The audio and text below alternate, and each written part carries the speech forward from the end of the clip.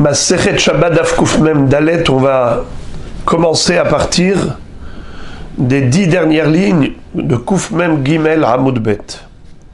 Vesava Rabbi Yehuda Stam Asur Ve'atnan Halav Isha Metame Leratzon Veshelo Leratzon Halav Behema Eno Metame Ela Leratzon Amar Rabbi Akiva Kalva Homer Uma Halav Isha She'eno miyuchad ela lektanim Metame leratzon veshelo leratzon Halav הבהמה שמiyuchad ben לקטנים ובין לגדולים אינו דין שיטמא בין לרצון ובין שלא לרצון. Alors, avant d'avancer, puisque le Ikar, c'est dans la suite, il faut d'abord se remettre dans le contexte. Juste précédemment, nous avions vu une mahloket entre Rabbi Yehuda et Chachamim à propos du jus de fruits qui a coulé pendant Shabbat. Lorsqu'on a du jus de fruits qui a coulé tout seul, ça s'appelle mashkin chez Zavou. Si les fruits avaient été achetés pour en faire du liquide, de la boisson, alors assourd de boire ce liquide, lama, car on pourrait être tenté de presser les fruits, chose qui est interdite pendant Shabbat. C'est la raison pour laquelle tout le monde est d'accord que si les fruits ont été achetés, les mashkin, pour en faire du jus, assourd. On n'a pas le droit de boire même si ça a coulé tout seul. La discussion entre Chachamim et Rabbi Yehuda, c'était dans le cas où les fruits avaient été achetés, les shem ochel, pour les manger en tant que solide, en tant que tel, et pas en tant que jus. Là, la question se pose, quel est le digne du jus de fruits? Le jus qui a coulé tout seul, ai-je le droit de le boire, oui ou non? Rabbi Yehuda était tolérant, Chachamim était mahmirim.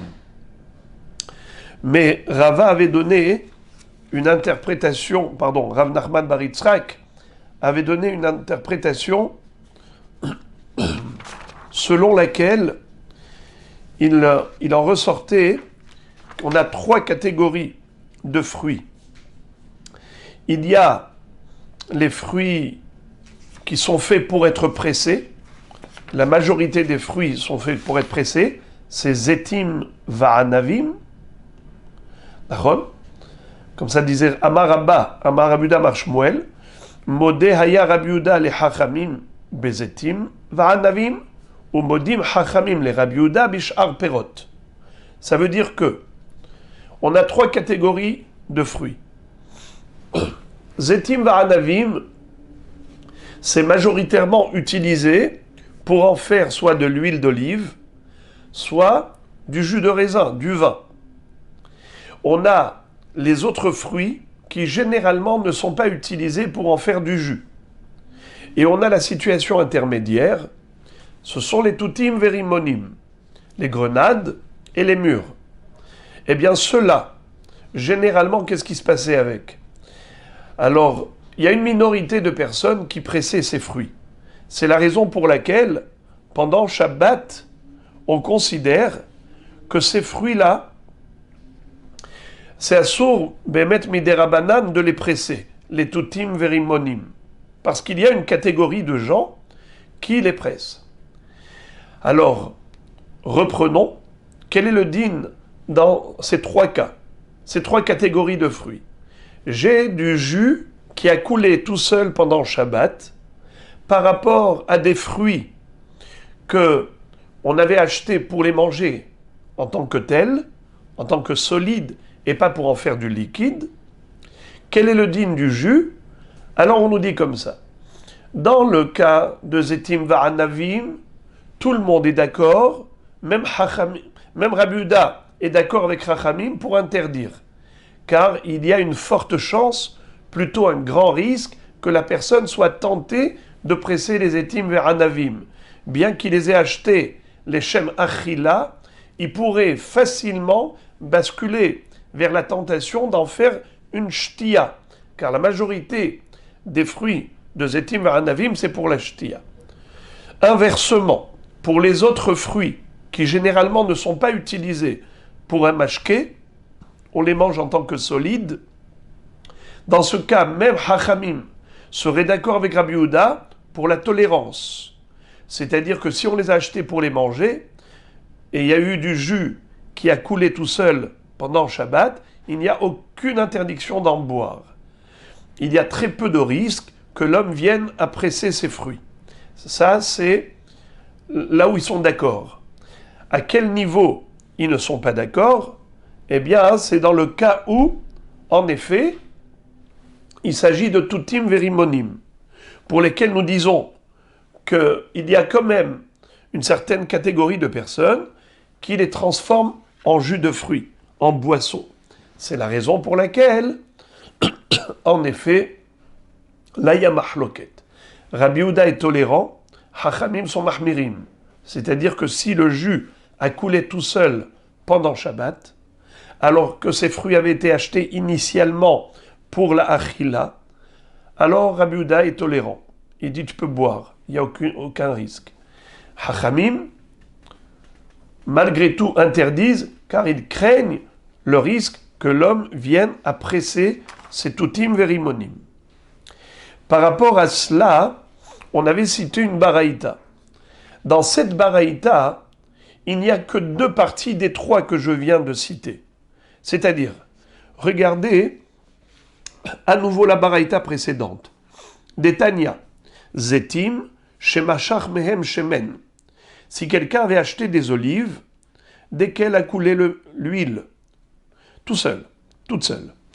Va'anavim, Shemashach Mehem Yain, ou des raisins, desquels a coulé du vin, du jus de raisin. Ve'ich Nissan, alors qu'il les avait achetés, ben le ochel, ben le mashkin, que ce soit pour ochel ou pour mashké, hayotse mehem asur, ce qui va couler de ces fruits, puisque c'est zetim va'anavim, hayotse mehem asur, bien qu'il les ait achetés pour les manger. Tutim, par contre, tutim, shemashach mehem maim, des mûres qui ont donné de l'eau, c'est-à-dire du jus de ces fruits rouges, tout seul.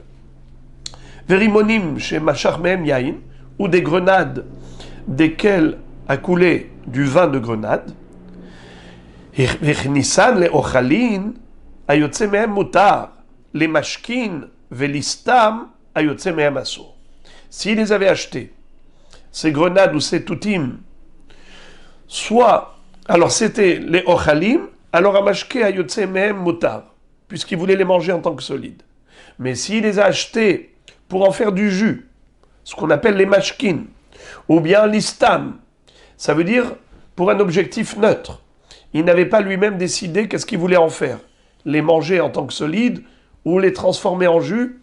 Il n'avait pas décidé, c'est ce qu'on appelle stam, un objectif neutre. Dans tous ces cas, quel est le din? Ayotse mehem asur, dit vrai Rabbi Yehuda. Rabbi Yehuda nous dit, si c'est les shem mashke ou les stam, et que le jus a coulé tout seul pendant Shabbat, assour, de peur qu'il vienne à en presser. Par contre, va hachamim omrim, ben le ochalin, ou ben le mashkin, ayotse mehem assour. Hachamim disent qu'ils sont beaucoup plus mahmirim, et ils disent que pour les tutim verimonim, ça ne change absolument rien quel était son objectif. Que ce soit les mashkés, où évidemment c'est assourd de boire le jus qui a coulé, puisqu'il serait tenté de presser davantage. Mais même les ochalin, même s'il les a achetés, les shem ochel, malgré tout, c'est assourd de boire le jus qui a coulé tout seul, de peur qu'il soit tenté de les presser. Alors les amis, au travers de cette baraïta, il faut remarquer 2 choses. Premièrement, c'est que nous ne voyons pas ici la 3e partie de l'interprétation de Rabat. Vous vous rappelez, Rabat, qu'est-ce qu'il disait? Il disait, Modé Rabbi Yehuda le Chachamim bezetim va'anavim, et modim chachamim le Rabbi Yehuda bishar perot. La marloquette, elle est que betutim verimonim. Alors c'est vrai que dans cette baraïta, on a trouvé ces deux éléments. Premièrement, c'est que Rabbi Yehuda, il est d'accord avec Chachamim pour Zetim Anavim, d'interdire. On a vu également qu'il est d'accord et qu'il y a mahloket à propos de Tutim Verimonim lorsqu'il les a achetés la Achila, les Ochalim. Cette partie également, on l'a retrouvée dans la Braïta. Il nous manque la preuve et l'appui par rapport au troisième élément, à savoir la reconnaissance de Chachamim. Quand on a dit que Modim Chachamim les Rabbi Yehuda bishar perot, Chachamim serait d'accord avec Rabbi Yehuda d'autoriser de boire le jus de tous les fruits, autres que ceux qu'on vient de citer, à savoir Zetim va'anavim, Tutim verimonim. À ce moment-là, même Chachamim serait d'accord d'autoriser la boisson du jus qui a coulé tout seul, étant donné qu'il les a achetés la Achila. Alors, donc il nous manque une partie, en tout cas, de preuve pour la troisième partie. Mais ce sur quoi la Gemara va commencer par analyser, c'est l'histoire du stam. Qu'est-ce que c'est que stam? Stam, c'est un objectif neutre. Il n'y a pas d'objectif. Je n'ai pas décidé d'acheter ces fruits ni pour Achila, ni pour Shtia. J'ai acheté stam. Quand c'est explicite, alors c'est soit les mashkin, soit les ochalin.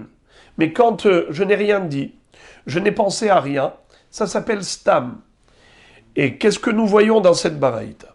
Que Rabbi Yehuda considère que stam égale à les mashkin. Pour que ce soit considéré les ochalin, il faut le dire explicitement. J'achète ces fruits pour les manger. Alors c'est tutim verimonim que j'ai acheté pour les manger comme tel. Alors si jamais il y a eu du jus qui a coulé, ce jus est permis. Mais si j'avais dit que j'achetais ces fruits, tutim verimonim, les mashkin, ou bien même l'istam, sans aucun objectif précis, alors dans ce cas-là, le jus qui a coulé tout seul, Rabbi Yehuda est d'accord de l'interdire. Et c'est ça ce qui va nous intéresser maintenant. C'est l'histoire du stam. Regardons comment la Gemara commence. Vesava Rabbi Yehuda stam assour. Est-ce que Béhémet Rabbi Yehuda considère que lorsque quelqu'un a acheté des fruits stam, c'est comme s'il les a achetés les mashkin, et donc assour, même si le jus a coulé tout seul? Pour contredire cela, pour démontrer le contraire, la Gemara va se livrer à une citation d'une mahloket entre Rabbi Akiva et Chachamim, et on va sortir a priori du sujet, mais finalement pour retomber sur nos pieds. Mais ça va être un peu long, donc il faut un peu de patience pour attendre de comprendre le sens de la question. Alors on va y aller léat. Je reprends. Vesava Rabbi Yehuda stam assour. Est-ce que Béhémet Rabbi Yehuda pense que acheter des fruits stam, c'est comme les mashkin et assour? Ve'atnan. Pourtant, il est une Mishnah dans Masechet Marchirin. Vous savez, c'est quoi Marchirin? Marchirin, c'est l'aptitude. Lorsqu'un aliment était au contact d'une source d'impureté quelconque, cet aliment ne peut devenir tamé que s'il avait été préalablement mouillé. Comme nous dit la Torah dans Parashat Shemini, Vechi yutan maim al zera, zerua asher izarea, kol asher ipol mehem bemotam itma. C'est-à-dire qu'un reptile mort qui est une source d'impureté ne peut contaminer un fruit, c'est-à-dire le rendre impur, que dans la mesure où le fruit avait été mouillé à un moment donné, après la cueillette. Mais si ce fruit n'avait jamais été mouillé, alors un tel fruit ne deviendra pas tamé, même s'il touche un mort. Ok. Comment ça s'appelle, cette aptitude à devenir tamé grâce au mouillage? Ça s'appelle Hersher lekabel tum'a. Lehachshir, rendre apte à devenir impur. Nous avons une règle, que ce qui pourrait rendre impur, ce qui pourrait rendre apte à devenir impur, c'est l'un des 7 mashkin. L'eau, le sang, le lait, le miel, la rosée, l'huile d'olive et maïm, le dvash. Je reprends Yad Shahaddam, c'est le mnémotechnique. Yad Yain, Dalet Dvash, Shin Shemen, Het Halav, Tet Tal, la rosée, Dam, c'est Dam, et même Maïm. Ok. Maintenant, il faut le savoir aussi que il faut qu'il y ait du ratson.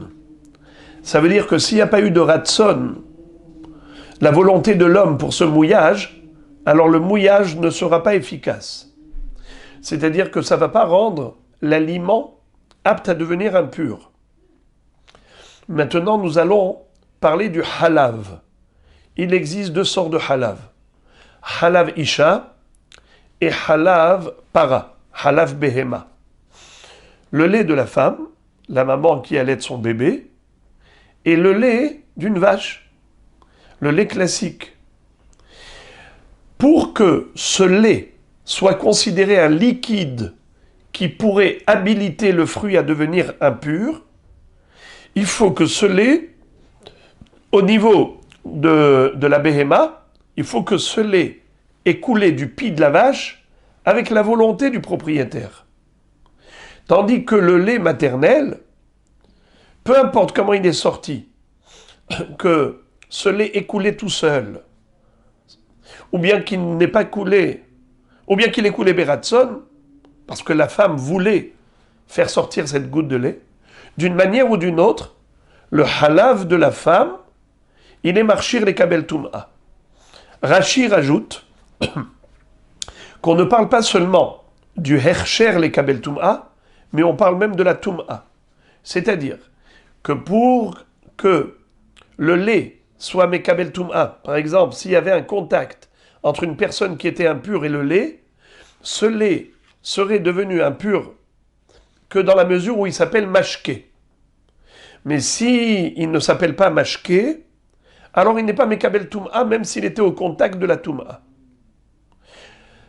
Il y a une discussion entre les rishonim.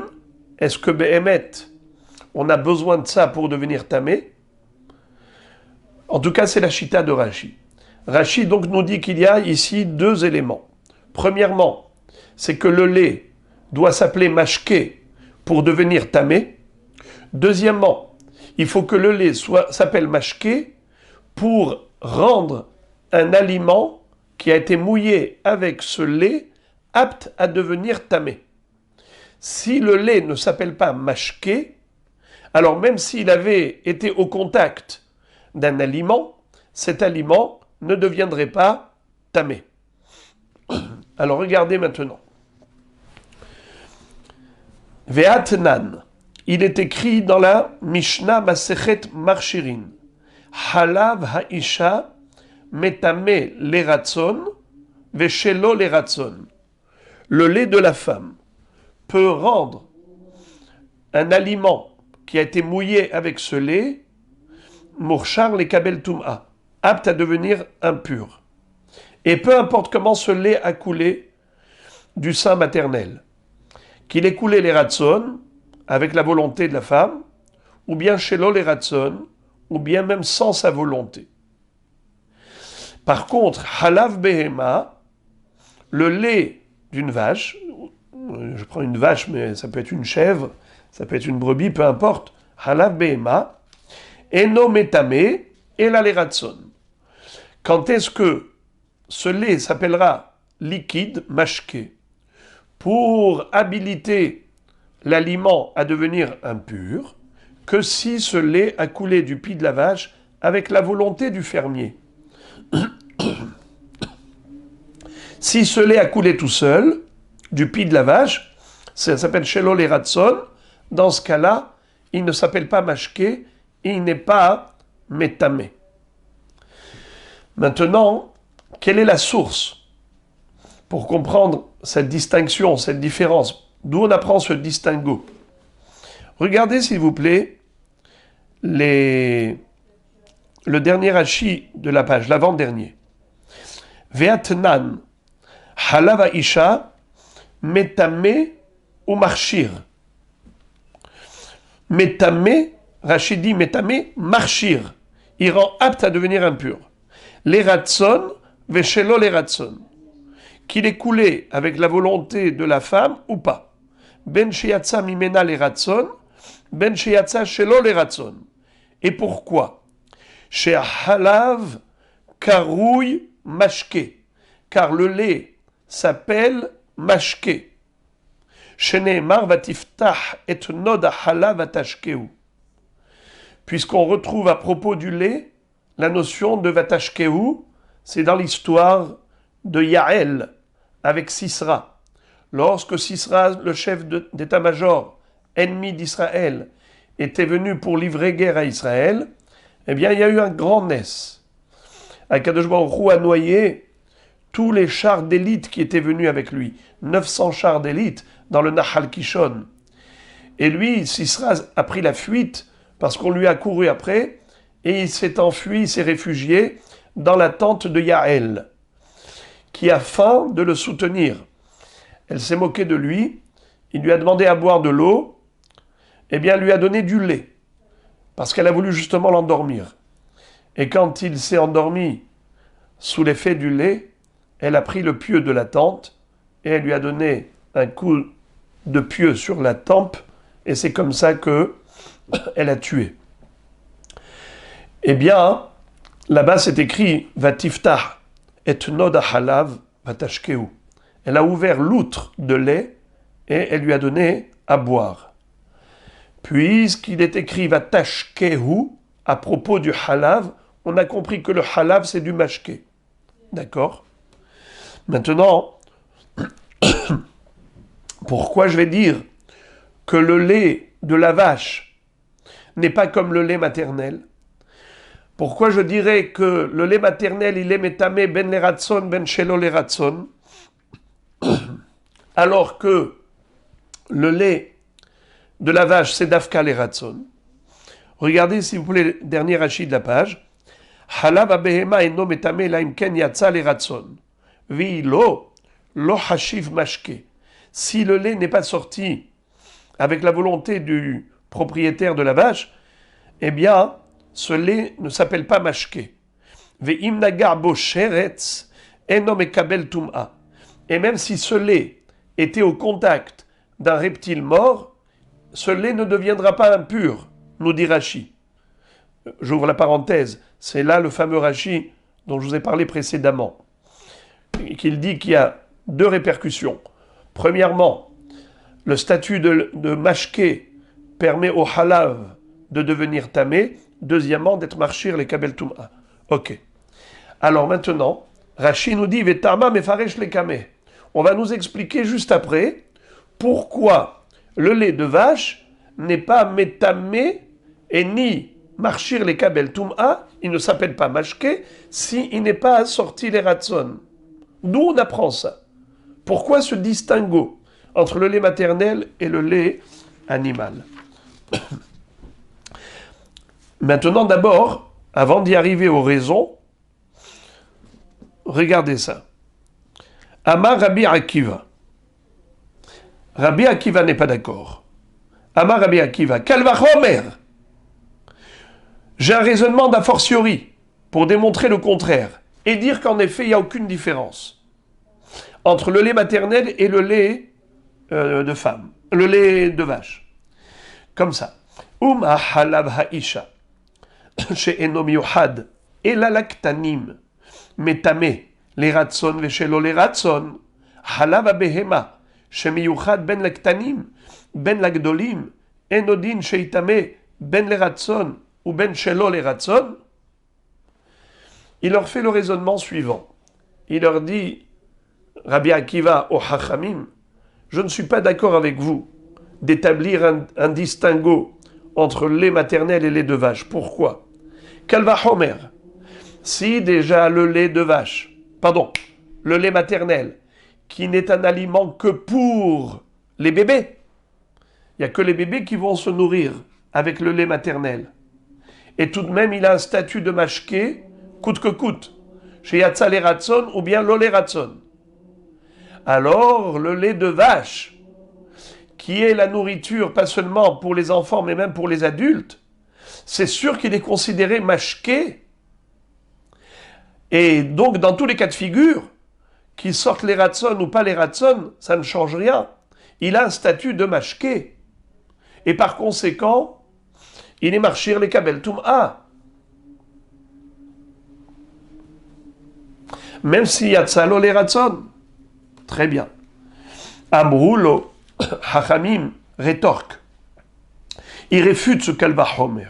Et ils disent Im time halav ha'isha shelo le Ratson shedam magafata tameh. Yetame halav behema shelo le Ratson shedam magafata tahor. Ils lui ont dit ton Kalva Homer ne tient pas la route, car tu veux comparer l'incomparable.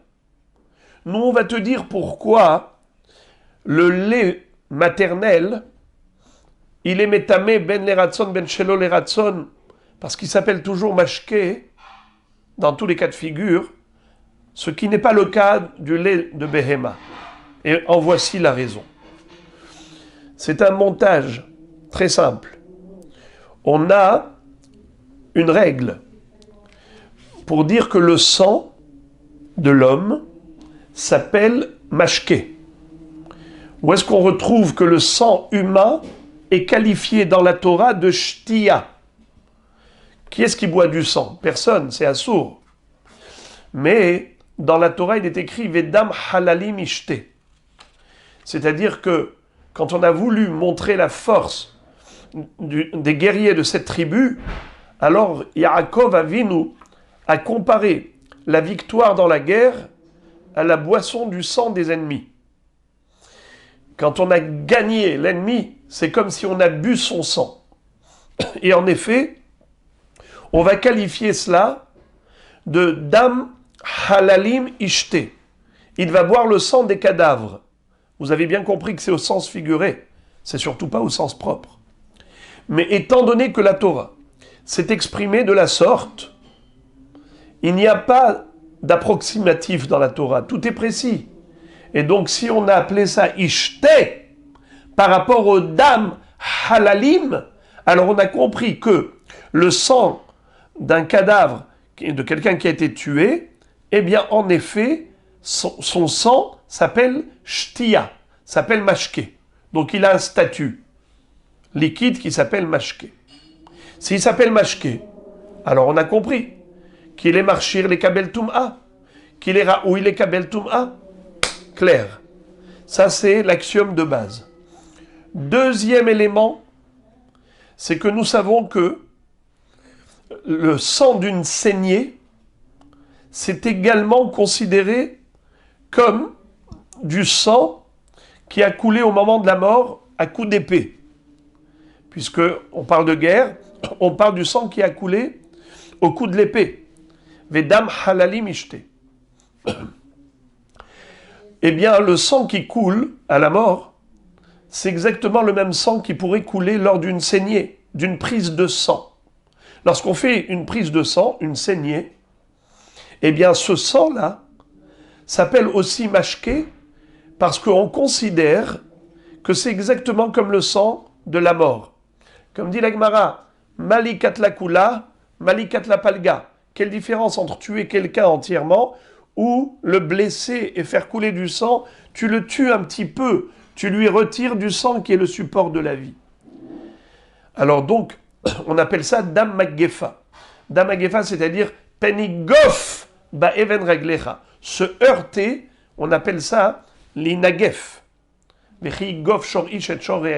retrouve plusieurs fois dans la Torah cette notion de higof. Alors, lorsque quelqu'un s'est heurté, s'est cogné, il s'est blessé, il y a du sang qui coule. Ce sang-là il est assimilé au sang de la mort. Donc si le sang qui coule d'un cadavre, dam halalim, un cadavre c'est halal, dam halalim, ishte, alors pareil, le sang de Maggefa, le sang du cou de Negifa, eh bien ce sang-là aussi s'appelle mashké. Troisième élément, comme introduction pour comprendre, c'est que le lait maternel, c'est quoi? C'est la transformation du sang en lait. Ne'echar dam ve'na'asa halav. C'est pour cela d'ailleurs qu'elle n'a pas ses règles pendant cette période. Le sang se transforme en lait. Alors, puisque le sang se transforme en lait, alors l'origine du lait maternel, c'est du sang.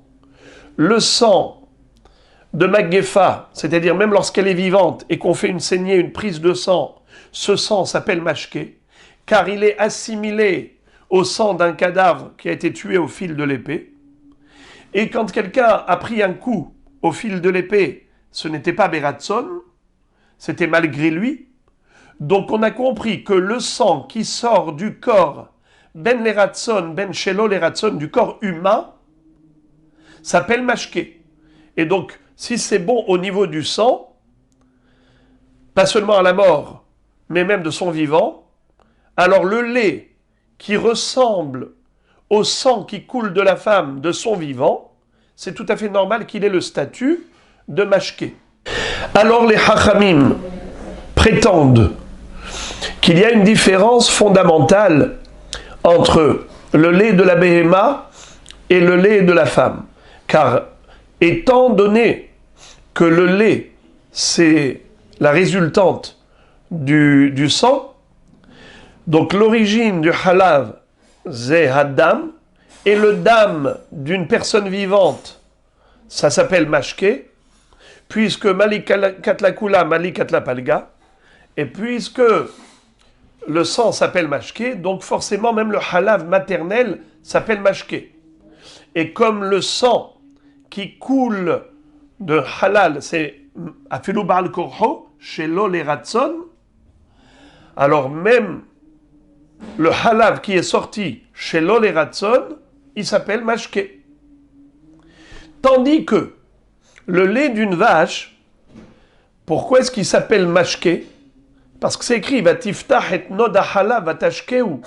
Yael a donné à boire du lait de vache à Sisra. C'est ça l'origine du din de mashké qu'on retrouve à propos du halav behema. Vous allez me poser une question, vous allez me dire, mais pourquoi ne dirait-on pas que pourquoi le halav behema s'appelle mashké? C'est parce que son origine, c'est le sang. Pareil comme la femme. Na'achar adam ve'na'asa halav. Et à ce titre-là, il s'appelle mashké. Et donc, si c'est comme ça, à Kol Beseder, la réponse, c'est que le dam maggefa, c'est-à-dire une prise de sang, si je prends du sang d'une bête quand elle est vivante, son sang ne s'appelle pas mashké. Pourquoi? Parce que la béhéma ne s'appelle pas halal. Dam halalim ishte, c'est uniquement halalim qui sont de Béné Adam, qui s'appellent halal. Mais une béhéma s'appelle nevela. Elle ne s'appelle pas halal. Donc on n'a pas du tout de makor pour dire que le dam maggefa de la bête s'appelle mashké. Puisqu'on n'a pas chez la bête la référence du pasuk vedam halalim ishte, puisque halal c'est pas une béhéma, c'est uniquement Adam. Et donc, l'homme qui se fait tuer malgré lui, c'est de là que j'ai déduit que la saignée d'un homme, c'est-à-dire d'une personne, un être humain, quand on lui extrait du sang de son vivant, une prise de sang, c'est exactement comme le dam halalim au moment où il a été tué. Alors, puisque je compare dam maggefa de Adam à dam halalim de Adam, alors je dis, chez un être humain, même de son vivant, son sang, celui que je peux lui retirer par une saignée ou une prise de sang, s'appelle mashké. Donc le lait maternel, c'est normal qu'il s'appelle mashké, car c'est du sang qui sort du sein maternel.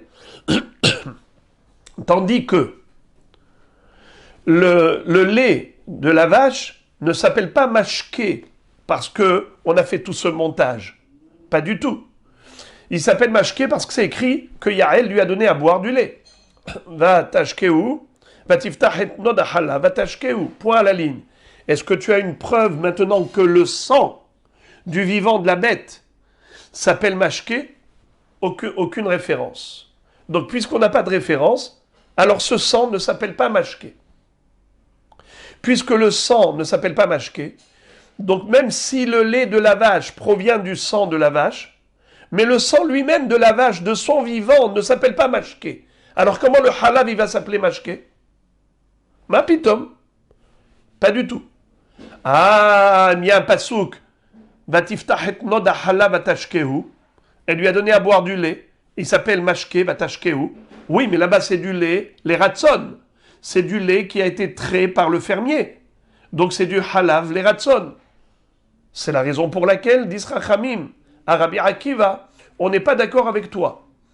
Pour nous, le halav isha, metame ben les ratson, ben shelo les ratson, parce qu'il s'appelle mashké dans tous les cas de figure, tandis que le halav de la behema ne s'appelle mashké que s'il était trait les ratson.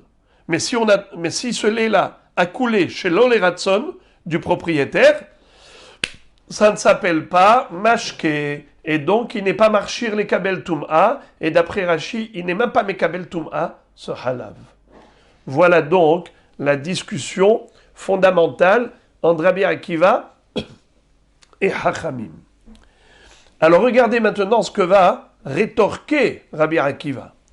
Amar lahem, mahmir ani behalav mi bedam, she'acholev lirfu'a tameh, ve'amekiz lirfu'a tahor. Rabbi Akiva monte encore un étage au-dessus. Et il va dire, vous avez raison, que le dam maggefa de la bête, c'est-à-dire une saignée, une blessure, eh bien ce sang-là ne s'appelle pas mashké. J'en conviens. Par contre, le halav de la behema s'appelle plus mashké que son dam. Pourquoi? Mahmirani ba halav mi badam.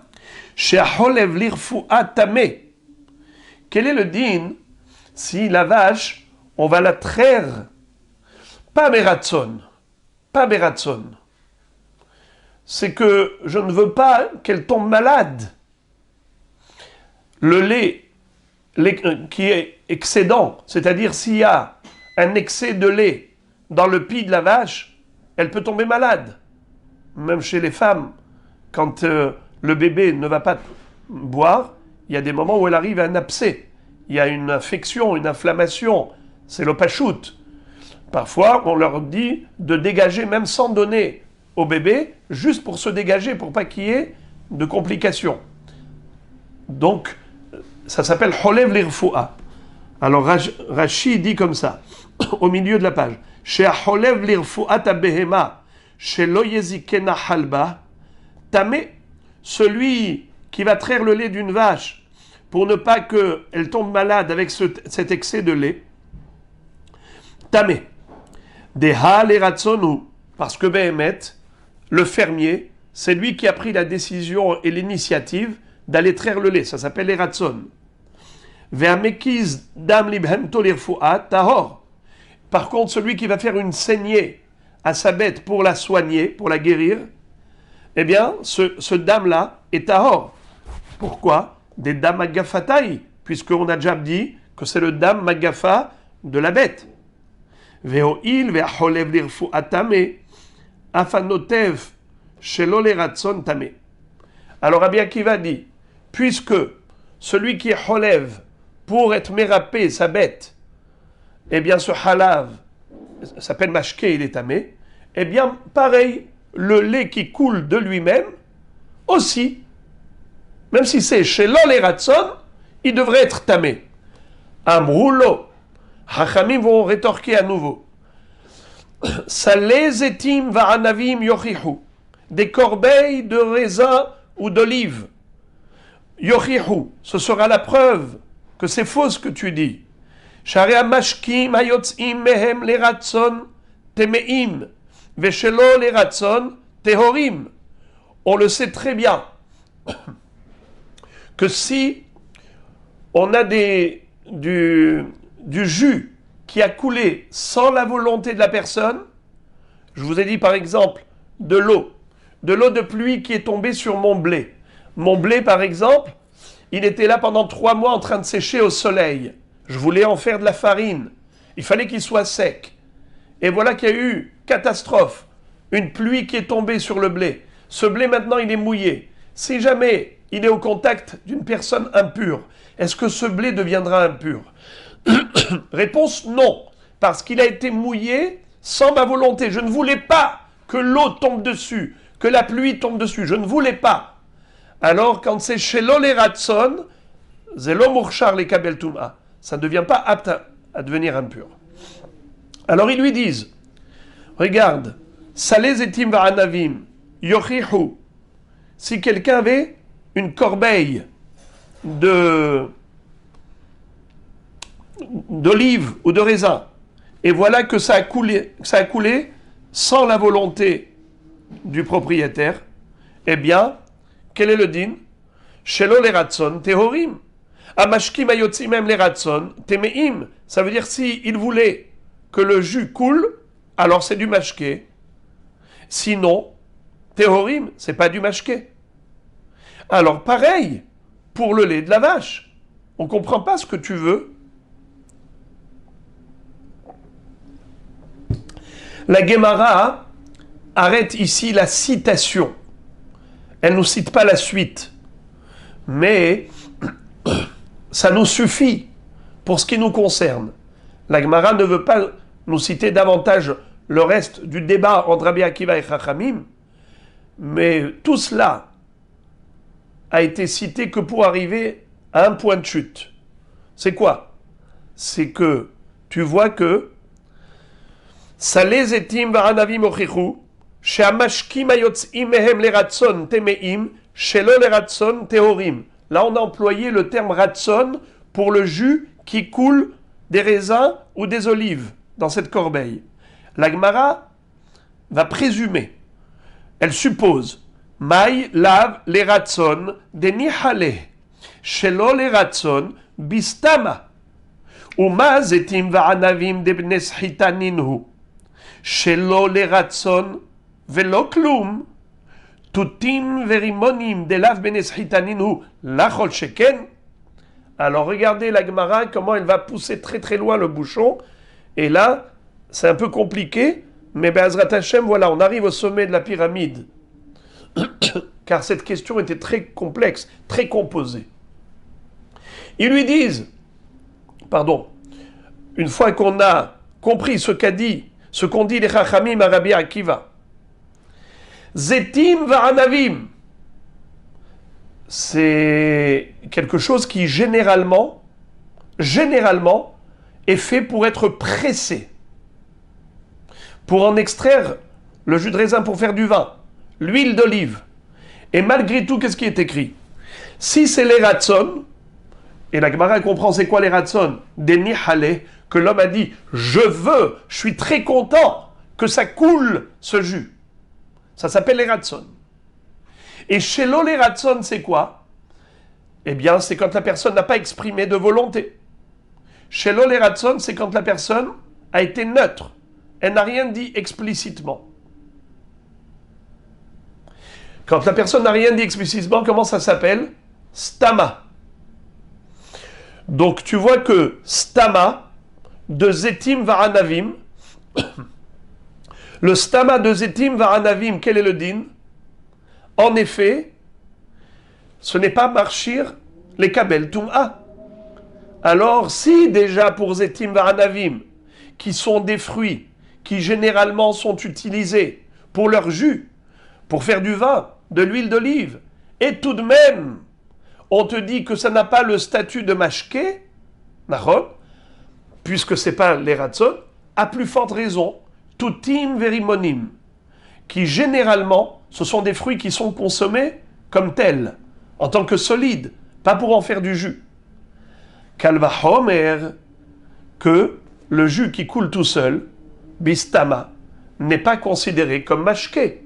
Alors comment Rabbi Yehuda a mis au diapason, au même niveau, la situation de stama avec la situation de l'émashkin. Le bonhomme, il a acheté pour en faire du jus, ça s'appelle l'émashkin. Stama, c'est un objectif neutre. Il ne s'est pas exprimé explicitement. Il n'a pas dit ni les ochalin, ni les mashkin. Stama. Comment tu peux dire que stama, c'est les mashké?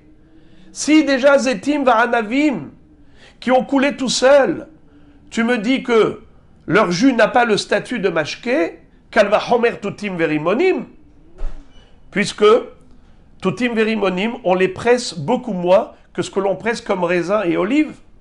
Ça, c'est une kushia bombe que l'Agmara adresse à Rabbi Yehuda.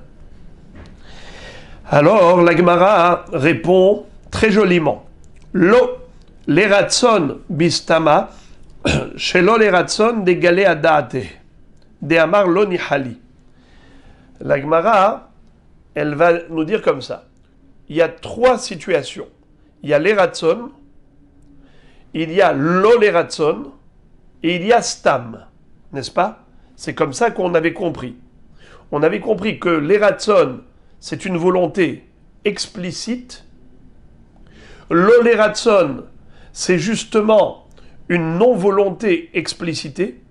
Quand je dis je ne veux pas, ça s'appelle l'olératson. Et entre les deux, il y a stam. Stam, c'est neutre.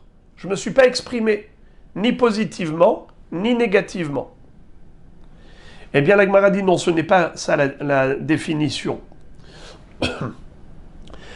Toi, tu as cru que l'eratson, c'était une volonté positive explicite, et l'olératson, c'était stam. La Gemara dit non. L'eratson, c'est stam. Et l'olératson, c'est explicite, en disant je ne veux pas. Donc, je répète. On a l'eratson et l'olératson. La Gemara, au début, elle a cru que l'eratson, c'est quand je dis j'exprime une volonté positive. L'olératson, ça veut dire je n'ai pas exprimé une volonté positive. Alors c'est quoi? C'est neutre. Neutre, ça s'appelle l'olératson. Et donc la kushia, elle a commencé à partir de là. La Gemara maintenant a dit non, c'est pas comme ça qu'il faut comprendre. L'eratson, c'est stam. Stam, c'est ça l'eratson.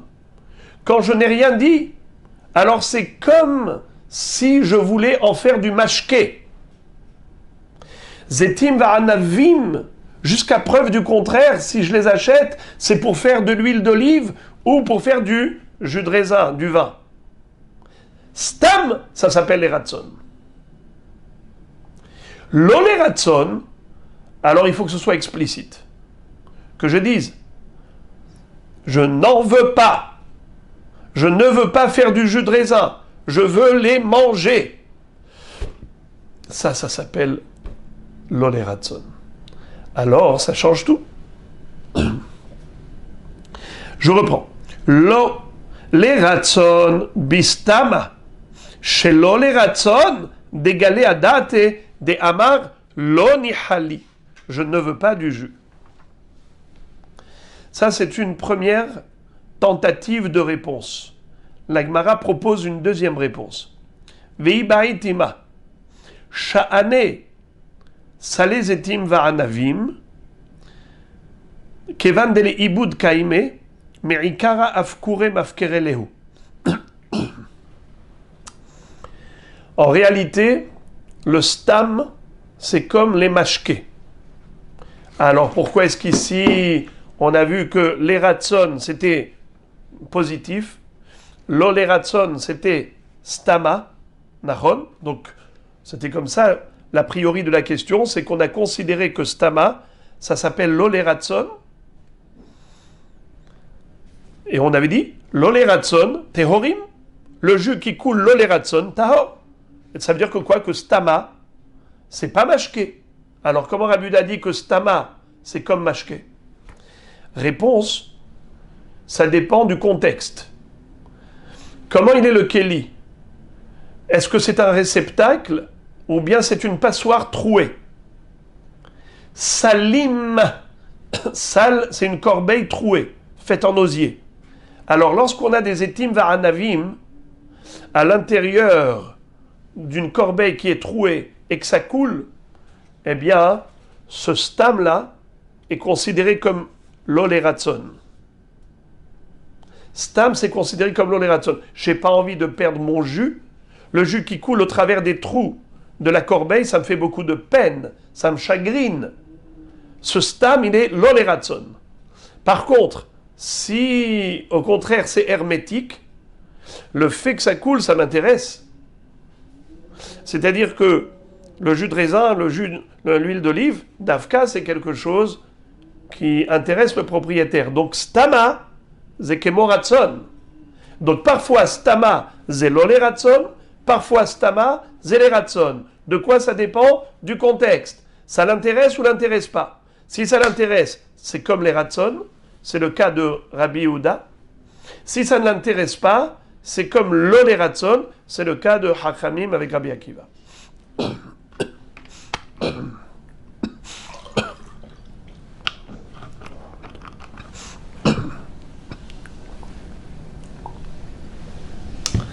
Et voilà donc on a terminé un premier sujet.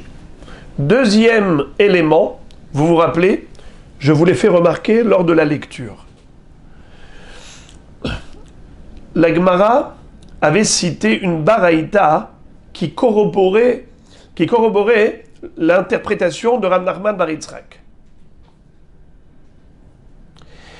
Rav Nachman bar Yitzhak et Rabba, qui avait dit au nom de Rabbi Yehuda, au nom de Shmuel, il avait dit comme ça: Modim hachamim le Rabbi Yehuda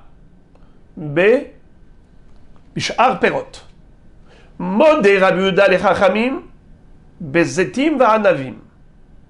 Dans quel cas ils sont en mahloket? Dans tutim verimonim. Quand on a cité la braïta comme preuve, dans cette braïta on n'a apporté que 2 éléments sur les 3. Juste que Rabbi Yehuda reconnaît que Hachamim ont raison pour Zetim Va'anavim, que le mashké hayotse mehem s'appelle mashké, et donc il ne faut surtout pas le boire pendant Shabbat, de peur qu'il vienne à presser les fruits. Nous voyons également dans que tutim verimonim, ça dépend, d'après Rabbi Yehuda, mutar, d'après Chachamim, assour. Mais le troisième élément, c'est-à-dire que bishar perot, Rabbi Yehuda est d'accord avec Chachamim pour permettre, que Chachamim sont d'accord avec Rabbi Yehuda pour permettre, là il n'y a pas écrit. Alors la Gemara se demande d'où on le sait. Voici la question. Ashkehan, on a trouvé Rabbi Yehuda démodé les Rabbanan bezetim va'anavim, que Rabbi Yehuda est d'accord avec Hachamim pour interdire le jus qui a coulé tout seul, bezetim va'anavim, lorsqu'il s'agit d'olive et de raisin. On a trouvé également Rabbanan démodulé les Rabbi Yehuda bishar perot, Par contre, Rabbanan démodulé les Rabbi Yehuda bishar perot minalan, mais que Rabbi Yehuda, que Chachamim soit d'accord avec Rabbi Yehuda pour autoriser de boire le jus qui a coulé tout seul des autres fruits qui ne font pas partie de la catégorie Zetim Va'anavim, ni la catégorie Tutim Verimonim, où est-ce que tu as trouvé une référence? Réponse d'Etania, oui, on a trouvé une référence. Voici la braïta. Sohatin bepigain ou beprishin ou be'uzradin avallo berimonim. Clairement, il est écrit dans cette baraïta qu'on a le droit Shabbat de presser des pigain, c'est des prunes, comme ça dit Rashi, premier Rashi de la page, des pigain, prunes belaz, ou leotzim et mehem lishtot. Beprishin, des coins, comme ça dit Rashi, coins, Ou be'ozradin, c'est une sorte de pomme sauvage. Eh bien, tous ces fruits, on a le droit de les presser Shabbat, puisque ce n'est pas du tout assimilé aux etim va'anavim, ni aux tutim verimonim. On n'a pas l'habitude de presser ce genre de fruits. C'est la raison pour laquelle c'est permis Shabbat de le faire. Alors,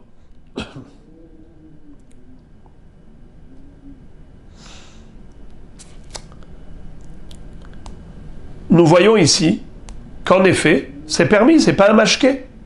Le jus n'est pas interdit. Donc il ne peut pas être interdit. Pourquoi il ne peut pas être interdit? On a le droit même les khatrila de presser. Alors c'est sûr qu'on ne va pas interdire de boire le jus qui a coulé tout seul. Et quelle est la preuve qu'en effet, avallo ishot berimonim, quelle est la preuve que par contre les grenades, on n'a pas le droit de les presser? Veshel bet menashia bar menachem ayu sohatim berimonim. Les habitants, plutôt la famille de Menachia bar Menachem, ils avaient l'habitude pendant toute la semaine de presser des grenades. Sous-entendu, presser des grenades, c'est une chose classique. Alors si c'est classique en semaine, c'est interdit Shabbat. Midera banane. Très bien. Voici donc la preuve. La Gemara dit, excuse me, ce n'est pas une preuve. Umimai derabanan hi, dinma Rabbi Udaï. Qui te dit que cette baraïta qui est permissive, c'est l'opinion de Chachamim? Peut-être que c'est l'opinion de Rabbi Uda, qui est tolérant. Il permet même de boire le jus de Rimonim. Alors la Gemara dit, Umimai derabanani dinma Rabbi Uda. La Gemara dit, Vetehve name Rabbi Uda. Admettons que ce soit Rabbi Uda. Imon de Shamatle le Rabbi Uda sheatz umeatzman, sochatin echatrila mishamatle. Il lui a dit, admettons que ce soit Rabbi Uda. Tu as déjà entendu une fois que Rabbi Uda lui permet, en effet, mashkin sheatz umeatzman, des tutim verimonim, n'est-ce pas? Mais il n'a jamais dit qu'on a le droit, les chatrila, de les presser. Nachon? Alors, comment tu peux comprendre ici qu'on permet de presser complètement les chatrila? Et la maï itlar les memar, kevan delav beneschitaninu, afilu les chatrila, afilu temar rabanan, kevan delav beneschitaninu, afilu les chatrila, shmamina rabananhi. C'est-à-dire, on sait très bien que Rabbi Uda a autorisé de boire le jus qui a coulé tout seul de ces totim verimonim. Mais il n'a jamais permis de les presser directement. D'accord? Donc lui qui interdit de presser zetim va'anavim, de presser tutim verimonim, il autorise de boire tout de même le jus qui a coulé tout seul de tutim verimonim. Après ça, ici, qu'est-ce qu'il te dit? Et tu as le droit de presser directement les autres fruits. Par rapport à cela, comment ça se fait qu'il permet? Parce qu'il dit quelque chose dont on n'a pas l'habitude de presser, c'est moutard de presser. Alors, Hachamim, à ce niveau-là, ils ne sont pas exprimés contre Rabbi Yehuda. À ce niveau-là, ils sont d'accord avec lui. Donc, ce qui est vrai pour Rabbi Yehuda est vrai pour Hachamim. Donc, cette baraïta, elle fonctionne d'après tout le monde. Aussi bien d'après Rabbanan, comme d'après Rabbi Yehuda. Shma mina. Et donc, nous avons, à partir de là, une preuve pour Shmuel. Rappelez-vous ce qu'avait dit Shmuel. Shmuel avait dit Umodim chachamim le Rabbi Yehuda bishar perot. Eux, ils sont d'accord qu'on peut boire le jus. D'où tu le sais? Réponse de cette baraïta. Qu'est-ce que tu vois dans cette baraïta? C'est carrément permis de presser les chatrila. Kalva homer que tu peux boire le jus qui est coulé tout seul. Shma mina. Voilà donc la preuve. Elle est valable et elle est bonne. Voilà les amis, on a terminé un premier sujet qui était un peu complexe, mais j'espère, Be'ezrat Hashem, que ce soit compris. Maintenant, au passage de la citation précédente, on avait raconté que la famille de Menachia bar Menachem, pendant toute la semaine, il pressait des grenades. Shel Bet Menashia bar Menachem ayu sochatim berimonim. C'est la raison pour laquelle on a interdit de presser des rimonim pendant Shabbat. Car si c'est une habitude de presser, ça ressemble à Zetim Anavim. Donc il faut s'interdire. Amar Rav Nachman, halacha ke shel bet Menashia bar Menachem. Qu'est-ce que ça veut dire? La halacha elle est comme ça. Comme Menashia bar Menachem, qui faisait pendant la semaine, et donc c'était Asur Shabbat. Amar le Rav Nachman, Menashia ben Menachem Tanahu, je comprends pas. C'est un Tana, c'est un Baal Habayit. Quelqu'un d'ordinaire, c'était pas un Talmid Racham. Comment tu dis halacha comme lui? Chitema, halacha ki aitana de savarla keshel Menashia ben Menachem. Peut-être me dirais-tu que la halacha elle est comme le Tana qui pense que l'activité habituelle de cette famille de Menashia, c'était une activité valable. C'est-à-dire que, en effet, si eux faisaient ainsi, ça veut dire que c'est l'habitude du monde de presser des grenades et d'en boire le jus.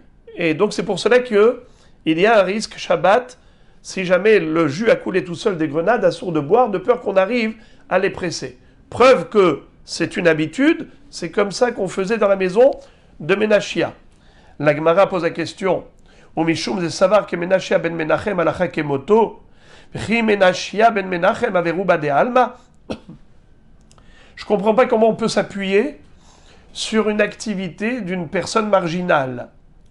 Menashia pressait des grenades pour en faire du jus.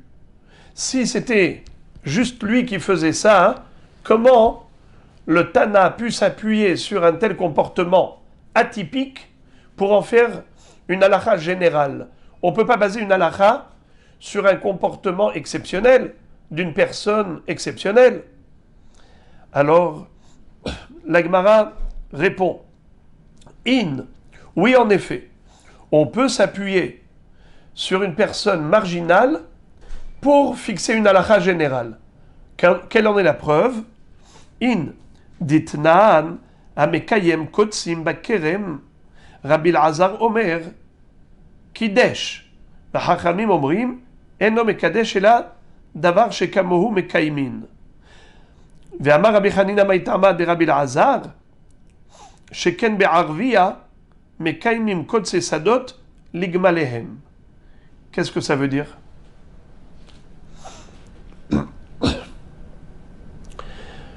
Nous avons une halakha de Kil'e Akerem. On n'a pas le droit de planter à côté d'une vigne. Si on plante des zra'im à côté d'une vigne, eh bien à ce moment-là, on aura commis la faute de l'otizra karmecha kil'aim. Et on doit brûler ce qui a poussé là-bas. Assour d'en profiter. Quel est le din? Même si ça poussait tout seul, eh bien il faut les retirer. On ne doit pas être mekayem. Maintenant, quel est le din des épines, des plantes épineuses? Est-ce que ça s'appelle du zera, et donc assour de laisser ça à côté de la vigne? Il faut élaguer. Ou bien, ça ne s'appelle pas du zera, c'est des kotsim.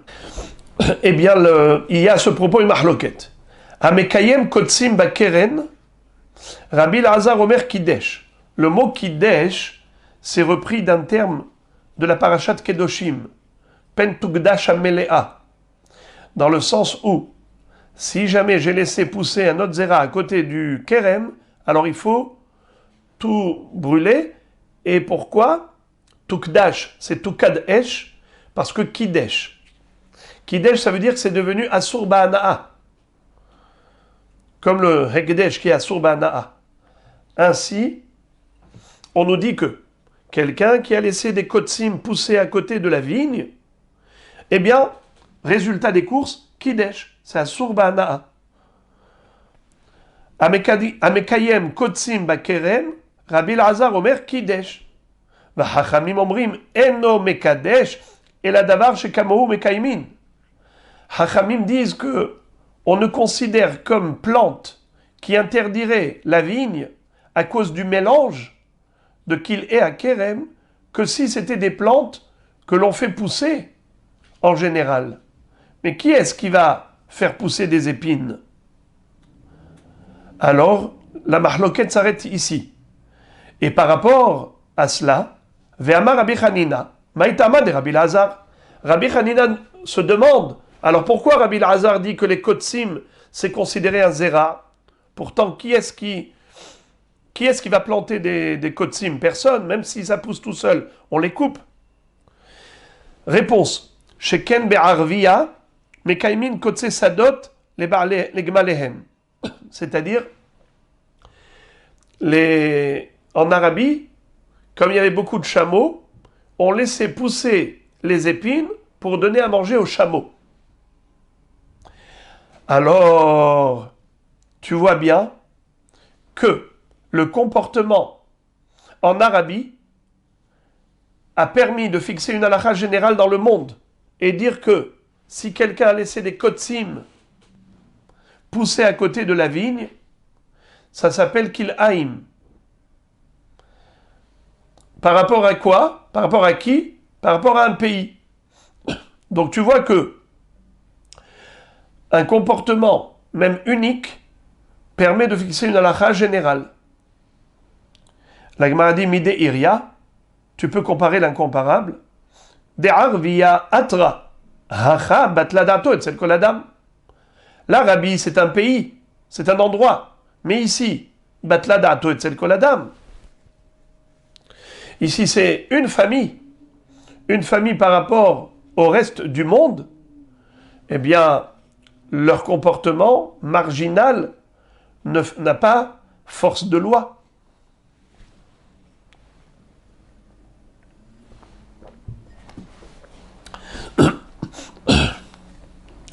Et la haïnu tama kedera frisda.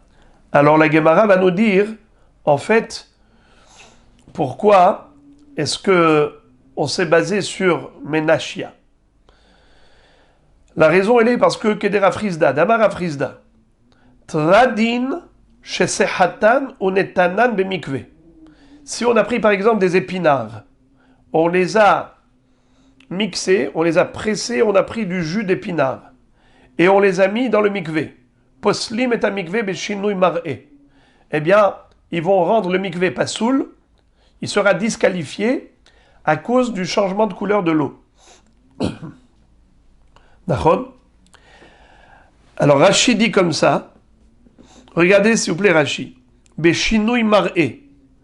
Lo bishloshet lugin, de lo uzkeru shloshet lugin, ela bemaim she'uvin. Aval sh'ar mashkin lo pasle lem ken ishtane mar'e amikve al yedehem. Il ne s'agit pas de 3 lugim, parce que 3 lugim c'est que par rapport à l'eau. Ici c'est juste un petit peu, un changement de couleur. Alors, Damar afrizda tradin, shesachatan utana bimikve poslim et amikve bishinui mar'e. Veha lav benesrita ninu. Pourtant, les tradines, c'est pas fait pour être pressé. Personne ne fait du jus d'épinard. Et là, itlach le meimar. Qu'est-ce que tu es obligé d'admettre? Kevan de archevinhu, avaleu mashke, achanami kevan de archevinhu, avuleu mashke. Tu es obligé de dire qu'étant donné que eux, ces gens-là qui ont pressé l'épinard, on en fait un mashké, d'accord? Et c'est pour cela que c'est possède le mikvé. Eh bien pareil, pour les Béménachia, même si eux, ils sont marginaux, mais pour eux, c'est considéré mashké.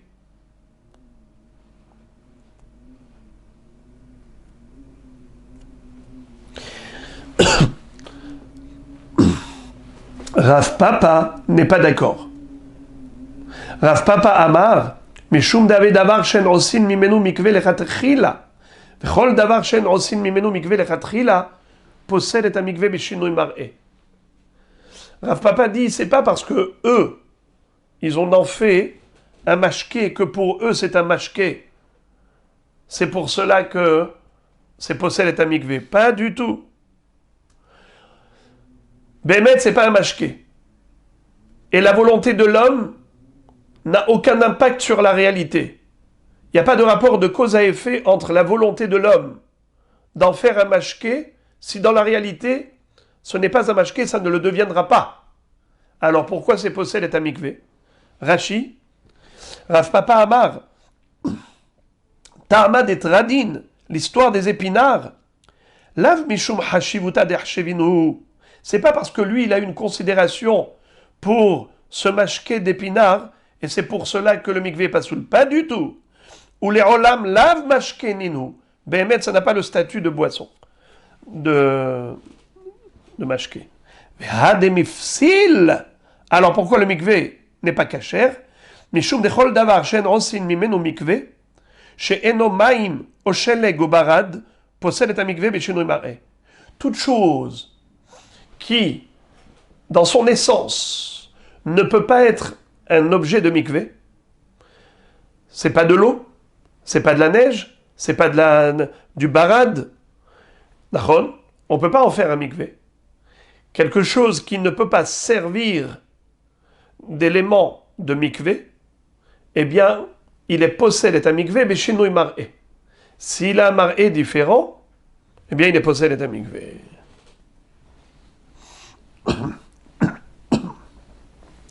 À ce propos, donc la Gemara va développer davantage en disant Tnan hatam.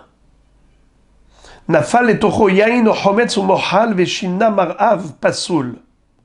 Ça, c'est une Mishnah dans la Masechet Mikvaot qui nous parle de quelque chose qui n'est pas de l'eau, n'est-ce pas?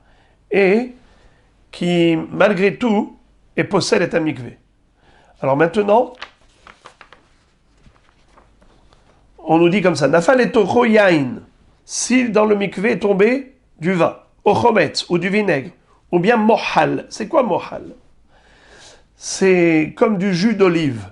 À ne pas confondre avec l'huile d'olive, c'est comme de l'eau qui coule de l'olive. Veshina mar'av, et ça a changé la couleur du mikvé, pasoul. La Gemara cherche à comprendre. Man tana de mohal mashkehu. C'est qui pense qu'en effet, que le mohal, c'est du mashké. C'est comme ça que Rav Hrizda avait cru, n'est-ce pas? Rav Hrizda, qu'est-ce qu'il avait dit? Il avait dit, et la tama que de Rav Hrizda d'Amar Rav Hrizda, Tradin, chez Sachatan, ou Netanan, b'mikvé, poslim, et amikvé, b'shinui mar'eh, veha lav b'nei sritaninu, et lama itlach le mimar, kevan darshevinu, avaleu ke mashke, achaname kevan darshevinu, avaleu ke mashke. On avait compris que ça dépend de l'homme, c'est-à-dire que c'est subjectif, c'est pas objectif. Si l'homme est marchiv mashke, ça devient mashke. Alors la Gemara nous dit ici, le mohal, c'est-à-dire le jus d'olive, pas l'huile d'olive, qui dit que c'est du mashke? Amar Abaye, Rabbi Yaakovhi, Detania Rabbi Yaakov Omer, mohal areu ke mashke. Rabbi Yaakov nous dit que le mohal, c'est un statut de mashke. Uma ta'am amru mohal ayotze batehila tahor lefi she'eno rotze bekiyumo. Si tu me dis que mohal c'est du mashke, alors pourquoi il n'est pas mekabel tum'a? Alors il y a plusieurs sortes de mohal. Il y a le mohal avant la pression des olives et il y a le mohal après la pression des olives. Les olives, il fallait d'abord les faire transpirer avant de les concasser, débroyer, de les presser pour en extraire l'huile. Alors les faire transpirer, on les mettait dans un tonneau, on laissait longtemps transpirer, ensuite on venait remuer, et là il y avait du jus qui pouvait couler. Alors on nous dit comme ça, le mohal d'avant la pression, ce qu'on appelle mohal ayotse batehila, pourquoi il est tahor, il ne s'appelle pas mashke? car le propriétaire des olives ne veut pas perdre Nahon, ce mohal. Donc c'est la raison pour laquelle c'est considéré comme non mashke. Rabbi Shimon Omer mohal eno ke mashke. Lui, Rabbi Shimon Bichlal dit que le mohal c'est pas que mashke.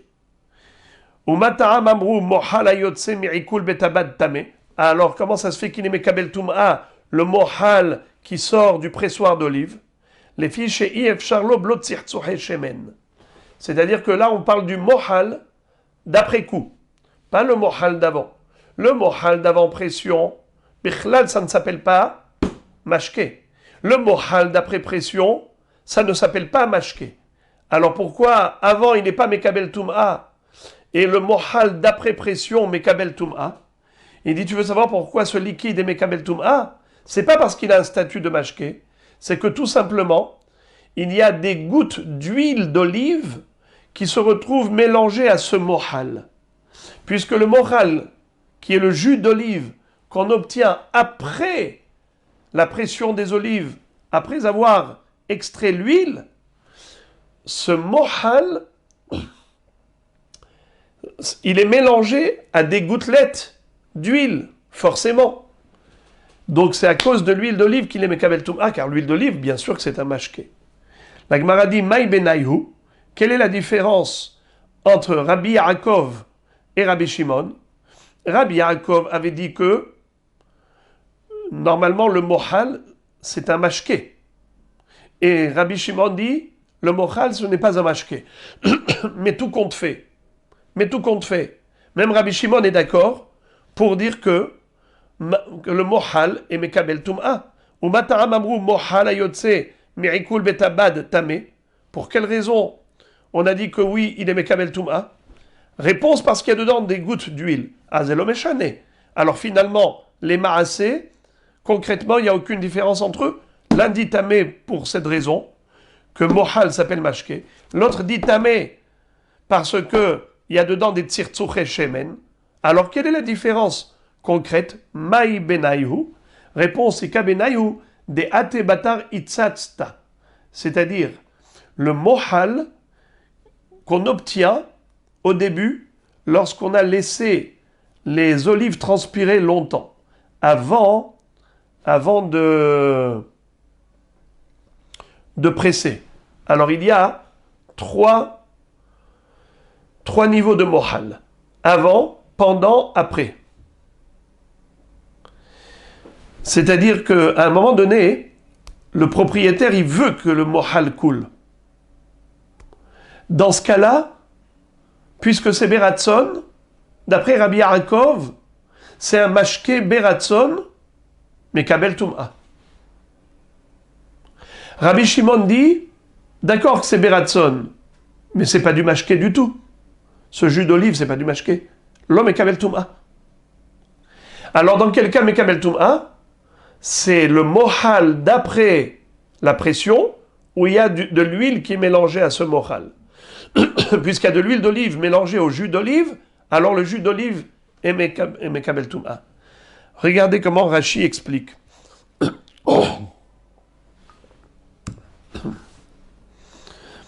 Rashi, dans la première des grandes lignes. Nafal et ocho shel mikve yain o chometz. Au mohal, si dans le mikve est tombé du vin ou du vinaigre ou du mohal, veu kemin maim, ça ressemble à de l'eau, vezav minazetim, qui coule des olives, ve gimel minim yeshbo, il existe trois sortes de mohal. Premièrement, ksheto-anan mitehila bema'atan leithammem ou leitbashel me'elehem, mohal zav mehem ve'utzalul kamaim. Au début, quand il met dessus le ma'atan, il les charge, les olives, eh bien, qu'est-ce qui coule de là-bas? Du mohal qui est limpide comme l'eau. Ensuite, ou les ahar she'amdu yamim ve'dahakuze etze, Hoser mohal lazuv mehem, veu karov liot keshemen. Après quelques jours de transpiration des olives, il y a un deuxième mohal qui coule et qui est proche, il ressemble un petit peu à de l'huile. Ensuite, les ahar chez Atzaran, après quand il va les presser, première pression à froid, les otzi shmanan bebet abad, de faire sortir l'huile dans le pressoir d'olive, mishtahe atapuach shel gefet ba'akalim shu agud bahem bebet abad, hoser mohal vezav mehem. Ensuite, après que l'huile est sortie et qu'on a encore laissé le bad, alors là, on a du jus d'olive à nouveau. Donc, la première fois, c'est du jus d'olive qui est limpide. Deuxième fois, c'est plus limpide, ça ressemble un peu à de l'huile. Troisième fois, c'est après coup, c'est après l'huile. Alors, Rabbi Yaakov te dit, déjà, le premier mohal, ça s'appelle, pas le premier. Le premier, il n'est pas Mekabel Tum'a. Pourquoi il n'est pas Mekabel Tum'a, bien qu'il soit mashké, étant donné que le propriétaire n'en veut pas. Ça l'énerve. Tandis que le mohal numéro 2, de la phase intermédiaire, ça lui plaît au propriétaire. Ça fait partie du processus. Alors, puisque c'est Beratson et c'est mashké, Vadaï Mekabel Tum'a. Mais pour Rabbi Shimon, ça ne s'appelle même pas mashké, et non Mekabel Tum'a. Là où ils sont d'accord, c'est le troisième mohal. Celui-ci, il est oui Mekabel Tum'a, même d'après Rabbi Shimon. Lama, pas grâce au mohal, mais grâce à l'huile qui est mélangée au mohal. Les filles chez Ifchar, les mohal, blotzir tzuhe shemen. Impossible que le mohal numéro 3 soit complètement débarrassé de l'huile. Il y a forcément quelques gouttes d'huile dedans. Et donc voilà pour leur mahloket. Rava Amar Mishum de Avedavar she'en osin hemenu mikve ou possède et mikve beshinui mar'e. Rava, à nouveau, comme on avait déjà vu cette explication, Rava va dire Mapitom. La raison pour laquelle il est possède et mikve beshinui mar'e, c'est pas parce qu'il est mashké. Mais comme on avait dit précédemment, un élément qui n'est pas apte à devenir lui-même l'objet du mikvé, eh bien il est possède et mikve beshinui mar'e. Dosidos. Comme on avait dit pour les épinards, le jus d'épinard, pourquoi il est possède et mikvé, c'est pas parce qu'il est mashké pour l'homme qui l'a pressé.